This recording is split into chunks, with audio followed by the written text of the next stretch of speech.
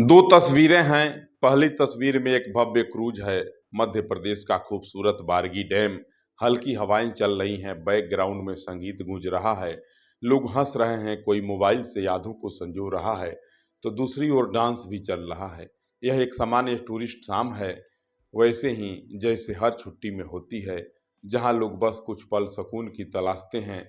लेकिन दूसरी तस्वीरें भी साफ हैं। यह सिर्फ एक फ्रेम नहीं, यह एक पूरा हादसा अपने अंदर समेटे हुए है। जब यह दृश्य सामने आया तो पत्थर दिल इंसान भी रो पड़ा। एक माँ है जो फर्श पर बेजान पड़ी है, लेकिन उसके हाथ अब भी अपने कलेजे के टुकड़े को सीने से कसकर पकड़े हुए है। बच्चे ने लाइफ जैकेट पहनी है। माँ ने शायद आखिरी सांस तक सिर्फ उसे बचाने की कोशिश की। ये दो तस्वीरें ही इस खबर की असली और दर्दनाक कहानी बयां कर जाती हैं। नमस्कार, मेरा नाम शंभू प्रसाद अभय है और आप डिजिटल मीडिया के विभिन्न प्लेटफॉर्मों पर मुझको देख पा रहे हैं। मध्य प्रदेश के जबलपुर में 30 अप्रैल की शाम करीब 5 बजे पर्यटन विभाग का एक क्रूज तेज आंधी तूफान की चपेट में आकर बारगी डैम में डूब गया। जब तक हम यह रिपोर्ट आप तक पहुंचा रहे हैं, अब तक 9 लोगों की मौत की पुष्टि हो चुकी है। करीब 20 लोगों को रेस्क्यू किया गया है, लेकिन 3 मासूम बच्चों समेत 4 लोग अब भी लापता हैं। उनके परिवारों के लिए हर गुजरता पल एक पहाड़ जैसा है। अब यहाँ से बात सिर्फ और एक प्राकृतिक हादसे की नहीं रह जाती है, यहाँ से बात शुरू होती है जिम्मेदारी की। सबसे बड़ा सवाल, हादसे के वक्त क्रूज पर कितने लोग सवार थे? प्रशासन के रिकॉर्ड कहते हैं कि 29 टिकट जारी हुए थे, लेकिन जो लोग उस मौत के तांडव से बचकर बाहर आए हैं, उनका दावा है कि कोई न कोई इस क्रूज में 40 से ज़्यादा लोग सवार थे।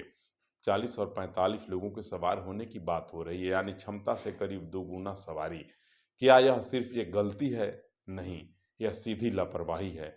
शाम के 5 बज रहे थे, क्रूज किनारे से करीब 300 मीटर की दूरी पर था। अचानक मौसम बदला, हवा की रफ्तार 74 किलोमीटर घंटा तक पहुंच गई। लहरें ऊंची होने लगी। किनारों पर मौजूद लोगों ने चिल्लाकर इशारा किया, वापस आ जाओ, वापस आ जाओ। लेकिन ऑपरेटर ने उन चेतावनियों को अनसुना कर दिया। हवा बहुत तेज थी, लोग चिल्ला रहे थे कि साइड में लगा लो, लेकिन वो क्रूज को डैम के बीचों बीच ले गए। अचानक पानी भरने लगा, क्रूज डगमगाया और पलक झपकते ही सब कुछ पलट गया। चारों तरफ चीख पुकार गूंजने लगी। सबसे गंभीर बात तो यह है कि सुरक्षा उपकरण हादसे से पहले का वीडियो जो साफ दिख रहा है कि ज़्यादातर यात्रियों के पास लाइफ जैकेट नहीं थी। नियम कहता है बिना लाइफ जैकेट के कोई यात्री पानी में नहीं उतरेगा। तो क्या ऑपरेटर ने यात्रियों को जैकेट पहनने के लिए मजबूर नहीं किया, या फिर क्रूज पर पर्याप्त जैकेट ही नहीं थी? जब मौत सामने आई तब कुछ लोगों को जैकेट थमाई गई, लेकिन तब तक बहुत देर हो चुकी थी। अंधेरा, बारिश और पथरीला इलाका, तमाम लोग बेसब्री से अपनों की तलाश में लगे हुए हैं।